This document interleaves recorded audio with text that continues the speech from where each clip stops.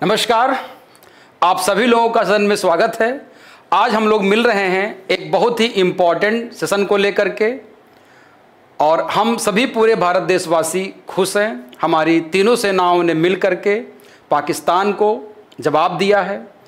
उसमें पाकिस्तान की ज़मीन पर आतंकवाद जो पनप रहा था उसको मिट्टी में मिलाने का जो भारतीय सेना ने, तीनों सेनाओं ने मिलकर प्रयास किया है, वो बहुत ही सराहनीय है।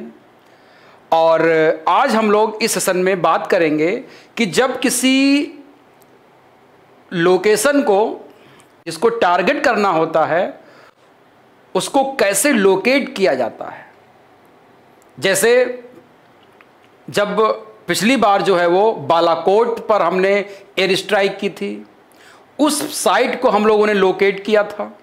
ऐसे ही ऑपरेशन सिंदूर में भी हम लोगों ने जहां जहां पर हमको एयर स्ट्राइक करनी थी, हमको उनको लोकेट करना होता है। इसके लोकेशन में अगर देखा जाए तो बहुत सारी चीज़ें शामिल होती हैं जो आपके एग्ज़ाम के पॉइंट ऑफ व्यू से बहुत इंपॉर्टेंट हो गई है। यहाँ से प्री में भी क्वेश्चन पूछ सकता है और मेंस में भी आप इन पॉइंटों को लिख सकते हैं। इंटरव्यू में भी आपसे यहाँ से क्वेश्चंस पूछ सकता है। तो आज हम लोग इसी पर बात करने वाले हैं, भारत ने ऑपरेशन सिंदूर के लक्ष्यों की पहचान कैसे की। ये आपको यहाँ पर अलग अलग एक टारगेट्स दिख रहे होंगे। एक टारगेट ये है, एक टारगेट ये है। इस प्रकार के 9 टारगेट जो है वो हमने चिन्हित किए थे, जहाँ पर कोई सिविलियन सेटलमेंट नहीं था, कोई भी जो नगरीय कोई अधिवास वहाँ पर नहीं था। यहाँ पर केवल आतंकी कैंप चल रहे थे। आतंकवादियों को ट्रेनिंग करके भारत में भेज करके यहाँ पर आतंक फैलाने का काम किया जा रहा था। तो ये जो साइट्स हैं, इसमें जो टारगेट साइट्स होती हैं उनको चुनने के लिए बहुत ही सटीकता से उसको हिट करने के लिए कई प्रकार की अत्याधुनिक तकनीकों और इंटेलिजेंस स्रोतों का उपयोग किया जाता है, तभी हम इसमें सफल हो पाते हैं। आजकल की जो युद्ध होते हैं या आजकल जो भी हम एयर स्ट्राइक करते हैं, उसमें सबसे बड़ा योगदान जो होता है वो किसका होता है? तकनीकी का होता है। और हमने हमारा जो इसरो है, इसरो का जो जीपीएस है, हमारी जो रॉ है और हमारी जो खुफिया एजेंसीज हैं, ये सब मिल करके, और फ्रांस ने हमको जो सहयोग दिया, हमने वहाँ से जो मिसाइल ली, हमने वहाँ से जो बॉम्ब लिए और जो हमने राफेल लिया था, इन सब का सामूहिक रूप से उपयोग करके हम लोगों ने एयर स्ट्राइक की है। तो यहाँ पर अगर हम बात करते हैं कि लक्ष्य चयन और मिशन की जो योजना थी, भारत ने संभावित 21 ऐसे संभावित आतंकवादियों के ठिकानों की पहचान की थी, जिनमें से हम लोगों ने 9 पर सटीक हमले किए हैं। जिसमें आपका बहावलपुर हो गया, मुरुदके हो गया, मुजफ्फराबाद हो गया, कोटली हो गया, इस तरह के 9 हम लोगों ने क्षेत्रों पे क्या किए हैं? एयर स्ट्राइक किए हैं। इसके लिए हमको कई प्रकार की खुफिया जानकारी और निगरानी रखनी पड़ती है, तभी जाकर के हम इस प्रकार के अंजाम को सफल बना पाते हैं। भारत की खुफिया एजेंसियों में आपका जो रॉ है, एनटीआरओ है, आईबी है, इसने जो है वो आतंकी जो संगठन है जैसे जैश ए मोहम्मद है, लश्कर ए तैयबा है, इन सब की गतिविधियों पर बहुत गहन निगरानी रखता है। साथ ही साथ जो सिग्नल इंटेलिजेंस होते हैं, जो इनपुट देते रहते हैं कि वहां पर कौन कौन सी गतिविधियां हो रही हैं, जैसे ह्यूमन इंटेलिजेंस के माध्यम से इन संगठनों के ठिकानों की जानकारी प्राप्त की जाती है लोकेट करने से पहले। तो अगर हम बात करते हैं यहाँ पर खुफिया एजेंसियों के अलावा जो हमारे मानव स्रोत होते हैं, ह्यूमनिट होते हैं, जो जमीन पर जो सतही स्तर पर मौजूद जो जासूस होते हैं, हमारे जासूस अलग अलग देशों में होते हैं, पाकिस्तान में भी हैं, इनको हम लोग ह्यूमनिट कहा जाता है। ये जमीनी स्तर पर मौजूद जासूस होते हैं जो स्थानीय संपर्कों के माध्यम से जानकारी जुटाते हैं कि कहाँ पर गतिविधियाँ हो रही हैं, वहाँ पर कितने लोग हैं, वहाँ पर अभी क्या हो रहा होगा, इन सब की सूचनाएं दी जाती हैं। फिर सिग्नल इंटेलिजेंस होता है। सिग्नल इंटेलिजेंस में हम लोग मोबाइल फोन, रेडियो संचार, इंटरनेट की जो एक्टिविटीज होती हैं उनके माध्यम से हम क्या करते हैं, वहां पर ट्रैक करके लोकेशन की जो है जानकारी प्राप्त करते हैं कि वहां पर क्या चीजें चल रही होंगी, क्या वहां पे लोकेशन पे क्या इंटरेक्शंस हो रहे होंगे, उनकी ट्रैक करके हम वहां के लोगों की उस गतिविधियों की जानकारी हम लेते हैं। और इसके बाद हम लोग इमेजिंग और सैटेलाइट का यूज करते हैं। रियल टाइम सैटेलाइट इमेजरी से टारगेट साइट की हम तस्वीर ले लेते हैं। भारत के पास जो कार्टोसैट है, जो अति उन्नत प्रकार का जो सैटेलाइट है, हाई रिजोल्यूशन इमेज प्रदान करता है, जैसे आपका रीसैट हो गया, इन सब से हम लोग क्या करते हैं, हाई क्वालिटी के पिक्चर लेकर के उनके लोकेशन को वहां पर देखने का काम करते हैं। जैसे आप यहां पर देख पा रहे होंगे, जो हम लोग यहां पे पिक्चर ये देख पा रहे हैं, ये सब high resolution radio imaging satellite से लिए गए क्या है, यहां पर पिक्चर होते हैं।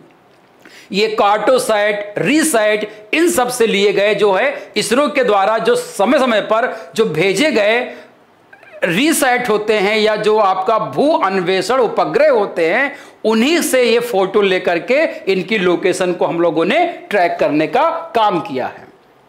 तो एक चीज तो आपको ये ध्यान में रखनी है। दूसरी है कि हमारी जो रिसर्च एंड एनालिसिस विंग है, नेशनल टेक्निकल रिसर्च ऑर्गेनाइजेशन, जिसको हम लोग NTRO कहते हैं, भारतीय सेना की जो खुफिया इकाई होती हैं, ये सारे के सारे मिल करके हमारे लोकेशन को ह्यूमन इंटेलिजेंस, आपका जो सैटेलाइट जो आपका जो होते हैं, जो आपके इंटरनेट के जो इंटेलिजेंस होते हैं, और इन सब से हम लोग क्या करते हैं, जो हमारे जो सैटेलाइट्स होते हैं उनके द्वारा हम इसको लोकेट करने का काम करते हैं। फिर हम क्या करते हैं, पहले जब वहाँ की इमेज वगैरह ले लेते हैं, सारी जानकारियाँ ले लेते हैं कि कहाँ कहाँ पे कैंप लगा हुआ है, भारत से कितनी दूरी पर होगा वो, वहाँ पे क्या गतिविधियाँ चल रही हैं, रियलिटी में वहाँ पर क्या क्या हो रहा है। फिर हम क्या करते हैं, उस टारगेट को सिलेक्ट करते हैं। हम अब देखते हैं कि जहां पर हमको एयर स्ट्राइक करनी है, वहां पर कौन कौन सी साइट पर आतंकियों का बेस है या उनके कौन से ट्रेनिंग कैंप चल रहे हैं। हम कोशिश करते हैं कि जहां पे हमको एयर स्ट्राइक करनी है, जहां पे हमको टारगेट करना है, वो नॉन सिविलियन एरिया हो, वहां पर कोई मानवीय या कोई आम नागरिक वहां नहीं रहे हों, क्योंकि हमारी लड़ाई किसी आम नागरिक से नहीं है। हमारी लड़ाई पाकिस्तान के आम नागरिक से नहीं है, हमारी लड़ाई वहां के सेना से, और वहां पर जो गतिविधियां आतंकवादी जो आतंकवाद हैं या आतंकवादी हैं उनसे हैं। मौसम की जानकारी, स्थान की दूरी, जो वहां की स्ट्रेटेजिक जो इंपॉर्टेंट है, सामरिक स्थिति वहां पर है, दुश्मन की मौजूदगी, इन सब का हम ध्यान रखते हैं। जब इन सब की जानकारी हमको हो जाती है, फिर हम क्या करते हैं, टारगेट की पुष्टि करते हैं। टारगेट को हम क्या करते हैं, वेरिफिकेशन करते हैं। एक बार में हम इसको नहीं मान लेते हैं कि नई चीजें सही हैं। टारगेट पर हम क्या करते हैं, जितने भी हमारे टारगेट होते हैं, कई स्तरों पर हम क्या करते हैं, जानकारी की इनपुट लेते हैं। अगर संभव हुआ तो हम ड्रोन के द्वारा या हाई इफिशिएंसी वाले एयरक्राफ्ट से हम क्या करते हैं, अतिरिक्त निगरानी भी करते हैं कि एकदम से जानकारी हो जाए, 110% जब जानकारी हो जाए कि यहीं पर जो है वो आतंकवादियों का कैंप है, यहां पे कोई सिविलियन नहीं रह रहा है और ये वहां पर एक्टिविटीज कर रहे हैं, उसकी जाए हमको समय ज्यादा लग जाए। हमको टारगेट का वेरिफिकेशन बहुत तरीके से करना होता है, क्योंकि हमको मानवाधिकार को ध्यान में रख करके अंतरराष्ट्रीय स्तर पर हमको जानकारी भी देनी होती है कि हमने किसी भी आम नागरिक को नुकसान नहीं पहुंचाया है, हमने वहां के किसी आर्थिक गतिविधियों को नुकसान नहीं पहुंचाया है। ये सब जानकारी हमको अंतरराष्ट्रीय पर UN को देनी पड़ती है। इसीलिए हमको हर तरीके से सटीक रह करके और मानवाधिकार को भी हमको जानकारी देनी होती है। फिर ऑपरेशन की हम क्या करते हैं, योजना बनाते हैं, मिशन की प्लानिंग करते हैं। ध्यान रखिएगा, मिशन को एकदम गुप्त रखा जाता है। आपको ध्यान होगा 5-6 दिन पहले भारत सरकार ने एक जो है वो नोटिस जारी किया कि भारत में 7 तारीख को जो है वो मॉक ड्रिल होगा और ब्लैकआउट होगा। पाकिस्तान का भी ध्यान, भारत के सभी नागरिकों का ध्यान वहीं चला गया कि मॉक ड्रिल होने वाला है। सभी लोगों का दिमाग कहां पे था? मॉक ड्रिल पे था, मॉक ड्रिल पे था। किसी के दिमाग में नहीं था कि यह भी हो सकता है कि 6 तारीख की रात को 1:05 से 1:30 के बीच में पाकिस्तान में सूरज जो है वो भारत निकाल देगा। तो पाकिस्तान में अगर भारत ने सूरज निकाला है, यह क्या है? मिशन की प्लानिंग के द्वारा ही हो पाया है। तो मिशन को गुप्त रखा जाता है। एयरक्राफ्ट जो हमने यहां पे यूज किया है राफेल के मार्ग की क्या की जाती है? योजना बनाई जाती है। दुश्मन के राडार से हम बचने के लिए बहुत कम ऊंचाई पर जो क्रूज लेवल पे होता है, पहाड़ियों के पास में हम क्या करते हैं? इसको चलाने का यूज करते हैं। बम की हम क्या करते हैं? प्री प्रोग्रामिंग करते हैं जिससे कि उसमें कोई दिक्कत ना हो। जीपीएस और लेजर गाइडेड के अनुसार हम क्या करते हैं? बम को वहां पर गिराने का काम करने की पूरी हम प्लानिंग करते हैं पहले, फिर जाकर के वहां पर टारगेट को हिट करने का काम किया जाता है। स्ट्राइक का क्रियान्वयन, एग्जीक्यूशन कैसे करते हैं? जब सब चीजें हो गई, हमने वेरीफाई कर लिया, हमने मिशन की प्लानिंग कर ली, अब क्या करना है? हमको स्ट्राइक करना है, एग्जीक्यूशन करना है। तो एग्जीक्यूशन करने के लिए हम जिससे वहां पर जाएंगे स्ट्राइक करने के लिए, उस अत्याधुनिक एयरक्राफ्ट का उपयोग करते हैं जिसमें अत्याधुनिक मिसाइल लगे हों, बम लगे हों। तो राफेल विमान में हम क्या करते हैं? मिसाइल और बम का उपयोग करते हैं। स्काल्प मिसाइल, ये फ्रांस की मिसाइल है जिसको हम राफेल में इनपुट करते हैं। और AASM एक प्रकार का हैमर बम होता है, इसको भी हम क्या करते हैं? मिसाइल अपने राफेल में इनपुट करते हैं।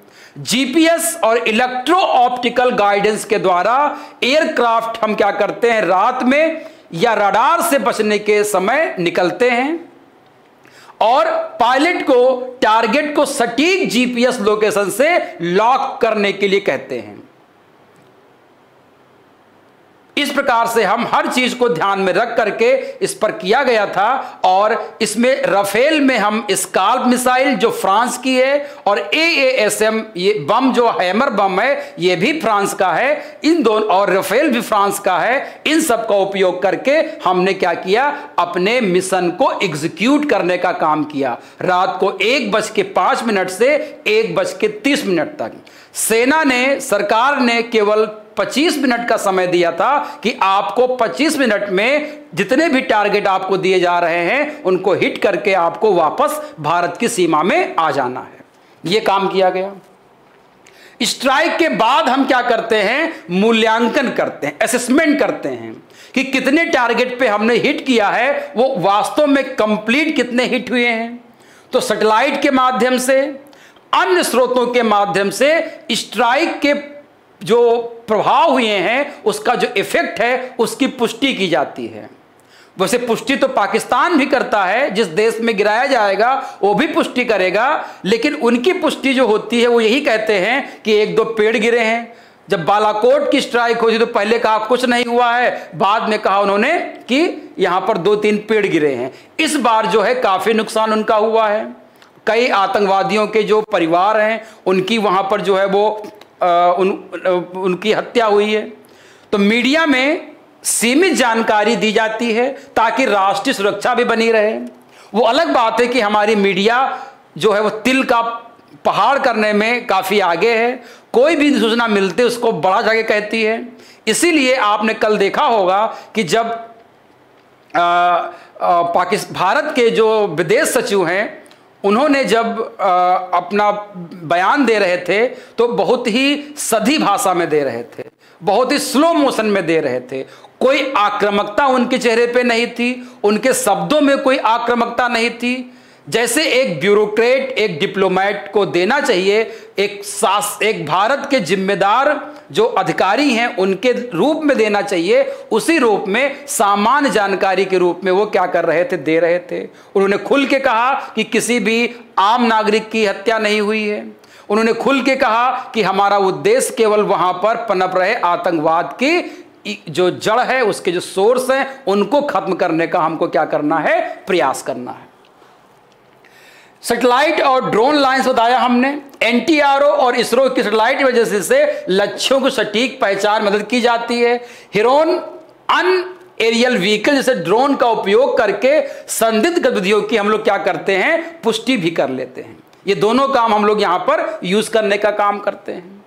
सटीक हथियारों का उपयोग जैसे बताया हमने, राफेल विमानों से स्काल मिसाइल और AASM हैमर बम का उपयोग कर 23 मिनट के भीतर हमने सभी 9 टारगेट को क्या कर दिया, हिट करने का काम किया। यहां पर अगर देखा जाए ऑपरेशन के मुख्य जो प्रमुख बिंदु थे, जो स्रोत थे, वो कौन कौन से थे? वो आपका बहावलपुर था, आपका यहां पर क्या था, मुरीदके था। तो अगर बहावलपुर देखा जाए तो जैसे मोहम्मद का मुख्यालय था, यहां पे मसूद अजहर के परिवार के सदस्य को मारा गया है। मुरीदके जो है पंजाब में था, यहां पर भी लश्कर तैयबा का प्रचुर था। यहां पे भर्ती और कट्टरपंथी कड़ का स्थल था यहां पर। और दूसरा आपका क्या है, यहां पर जैसे मोहम्मद और LET के प्रचुर शिविर थे, कहां पर, मुजफ्फराबाद में। यहां पर हथियार और भंडार स्थल हुआ करते थे, इनको नष्ट किया गया है। कोटली में जो पाक ऑक्युपाइड कश्मीर में था, ये आतंकवादी लॉजिस्टिक और प्रशिक्षण सुविधाएं यहां पर मिल रही थी। तो आप यहां पर देख रहे हैं कि चाहे वो मसूद अजहर का परिवार हो, वहां पर रह रहा था, ये मर गया, बच गया है, लेकिन बहुत जल्दी ये भी मरेगा। और आज की जो न्यूज आई है उसमें ये लग रहा है कि किसी बहुत बड़े जो आतंकवादी संगठन सरगना है, उसकी भी मृत्यु हुई है। तो भर्ती और कट्टरपंथी कड़ का स्थल इसको है, यहां पे था, उसको हिट किया गया। हथियार जहां पर आर्सेनल्स रखे जाते हैं, वहां के स्थल को नष्ट किया गया है। जहां पर लॉजिस्टिक और प्रशिक्षण सुविधाएं दी जाती है, उनको भी नष्ट करने का प्रॉपर काम किया गया है। तो अब यहां पर सैटेलाइट इमेजरी से जो पुष्टि की गई है, ये क्या पुष्टि की गई कि सैटेलाइट चित्रों में जो बहावलपुर में जैसे मोहम्मद के मुख्यालय और मुजफ्फराबाद में लश्कर तैयबा के शिविरों को नुकसान पहुंचा है, इसकी हम लोगों ने जो इमेज जारी की थी उसको हम लोगों ने पुष्टि की है। इन चित्रों ने हमलों की सटीकता और लक्ष्यों की प्रभाव की क्या की है, यहां पर आपकी प्रभावशीलता को दर्शाया है कि यहां पर नुकसान इनका बहुत ज्यादा मात्रा में हुआ है। ये हम लोगों ने सैटेलाइट इमेज के माध्यम से जानने का प्रयास करते हैं। तो अब हम लोग ये जानना चाहेंगे कि कुल मिलाकर देखा जाए तो इस एयर स्ट्राइक में मुख्य रूप से भारत का जो सैटेलाइट है, GPS है, इंटरनेट है, अनमैन्ड एरियल व्हीकल्स है, हमारी जो खुफिया एजेंसीज हैं, वो चाहे आपके जो ह्यूमन इंटेलिजेंस हो, आपके डिजिटल इंटेलिजेंस हो, और आपकी जो रॉ है, जो आपकी NTOR है, आपका जो IB है, ये सब मिल करके जो है क्या करते हैं, पूरा का पूरा एक तंत्र तैयार करते हैं। हर बिंदुवार क्या करते हैं, चीज़ों को जानकारी प्राप्त करते हैं। फिर जो बड़े हमारे जो क्या होते हैं, हाई प्रोफाइल वाले, अत्याधुनिक तकनीक वाले जो हमारे एयरक्राफ्ट होते हैं, जैसे राफेल है, और उसमें हम क्या करते हैं, मिसाइल और बम को ले करके हम टारगेट को हिट करने का काम करते हैं। तो यही थी पूरी जानकारी आज के सन की हम लोगों ने इसको समझने का प्रयास किया है। ये बहुत ही अच्छा हुआ है और इससे पाकिस्तान को सबक मिला है, उनके आतंकवादी संगठनों को सबक मिला है, और देश को भी एक राहत मिली है, और देश के लोगों को भी ये विश्वास हुआ है कि पाकिस्तान जैसे जो आतंकवादी गतिविधि में लिप्त रहते हैं, उनको भारत जो है वो हर प्रकार से जवाब देने के लिए सक्षम है। और इसी प्रकार से होता रहा तो धीरे धीरे भारत आतंकवाद को जड़ से खत्म करने में कोई कसर नहीं छोड़ेगा। तो आज के लिए इतना ही, हम लोग मिलते हैं फिर एक नए वीडियो के साथ। तब तक के लिए thanks to all of you, good day.